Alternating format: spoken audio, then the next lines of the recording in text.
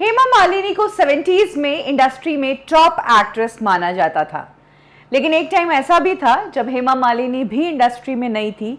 Film makers उन पर दाव लगाने से डरते थे और अगर हेमा मालिनी को किसी फिल्म में भी लेते थे तो वो पूरी फिल्म हेमा मालिनी के कंधों पर नहीं होती थी, उसमें एक और बड़ा स्टार रखा जाता था ताकि फिल्म जो है वो फ्लॉप नहीं हो। इनफैक्ट एक बार तो हेमा मालिनी ने जिस फिल्म में 3 घंटे काम किया था, उस पूरी फिल्म में 15 मिनट का रोल एक सुपरस्टार को दिया गया था, सिर्फ और सिर्फ उस फिल्म को हिट करवाने के लिए। और यकीन मानिए कि ये फिल्म हिट भी उसी सुपरस्टार के कारण हुई।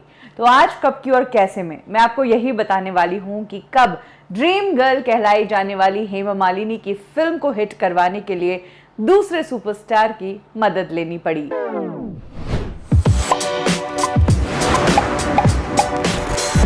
हेमा मालिनी ने 60s में ही इंडस्ट्री में काम करना शुरू कर दिया था, लेकिन सही मायने में उन्हें सक्सेस 70s में मिली थी। 70s पर जिस मुकाम पर वो पहुंची थी, वो मुकाम उन्हें 60s में नहीं मिल पाया था।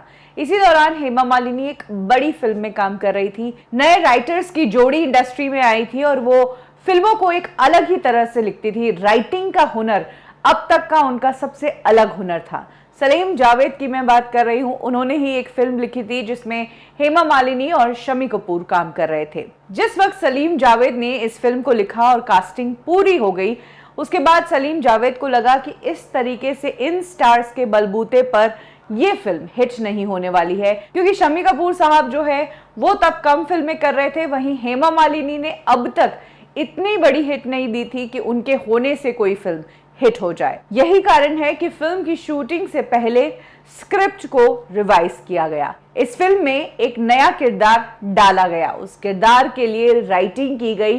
15 मिनट का रोल उस किरदार का रखा गया, जिस पर एक गाना, एक छोटी सी कहानी और उसके बाद वो किरदार इस फिल्म से एग्जिट हो जाता है। लेकिन यकीन मानिए, इस फिल्म का सबसे हाईलाइटेड पॉइंट वही किरदार था और जो सुपरहिट गाना था वो भी इसी किरदार पर पिक्चराइज किया गया था। ये सुपरस्टार कौन है, इसके लिए तो आपको ज्यादा गेस करने की जरूरत है ही नहीं, क्योंकि ये वो टाइम था जब इंडस्ट्री में एक ही सुपरस्टार थे, राजेश खन्ना साहब। उनके लिए ही ये रोल लिखा गया था।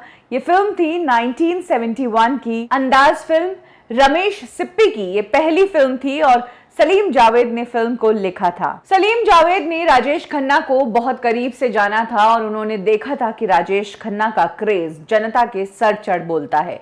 यही कारण है कि इस फिल्म के अंदर उन्होंने राजेश खन्ना को लेकर ही ये किरदार लिखा। फिल्म में उन्हें हेमा मालिनी के मंगेतर के रूप में प्रेजेंट किया गया था और बाद में गाना गाते गाते उनकी डेथ हो जाती है। एक मशहूर गाना जो आज भी बहुत पसंद किया जाता है, जिंदगी एक सफर है सुहाना, ये गाना उन्हीं पर पिक्चराइज किया गया था और ये गाना सुपर हिट हुआ था। राजेश खन्ना के होने से फिल्म को वाकई में बहुत फायदा हुआ था। इनफैक्ट फिल्म को बेचा गया था, प्रमोट किया गया था सिर्फ राजेश खन्ना के नाम पर ही। फिल्म में भले ही हेमा मालिनी और शम्मी कपूर लीड किरदार प्ले कर रहे हो, लेकिन फिल्म के पोस्टर्स पर राजेश खन्ना साहब की बड़ी बड़ी फोटोज थी और हेमा मालिनी और शम्मी कपूर साहब की छोटी पिक्चर्स लगाई गई थी। फिल्म जब रिलीज हुई तो क्रेज इस तरह बढ़ा कि सिनेमा हॉल के बाहर लाइंस लगी रहती थी। दर्शक इस फिल्म को देखकर झूम उठते थे।